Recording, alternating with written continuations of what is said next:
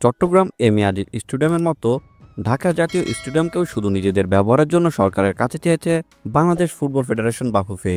এমনটা জানিয়েছেন সংস্থাটির সহসভাপতি নাসের শাহরিয়া জাহেদি। এইদিকে বাফুফে চাওয়ার সঙ্গে একমত প্রকাশ করেছেন সরকারও। জাতীয় ক্রীড়া পরিষদের সচিব সংবাদ মাধ্যমকে জানান, বাফুফে চাওয়ার প্রেক্ষিতে প্রক্রিয়া শুরু করেছেন ক্রীড়া উপদেষ্টা আসিফ মাহমুদ সজীব ভুঁইয়া।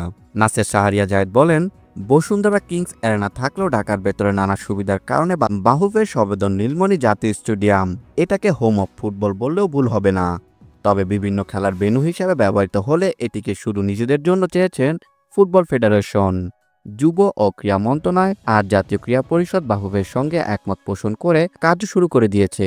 অপরদিকে জাতীয় স্টেডিয়ামে অবকাঠামো নিয়ে মিশ্র প্রতিক্রিয়া দেন জাতীয় ক্রীড়া পরিষদের সচিব আমিনুল ইসলাম। ফুটবল মাঠের সঙ্গে অ্যাথলেটিক ট্র্যাক থাকা, তবে এতে সমস্যা দেখেন না তিনি বলেন, মাঠের পাশেই তো অ্যাথলেটিক ট্র্যাক, নিয়মিত মাদার অফ অল গেমস খ্যাত অ্যাথলেটিকের বিভিন্ন ইভেন্ট আয়োজন করে বাংলাদেশ অ্যাথলেটিক ফেডারেশন।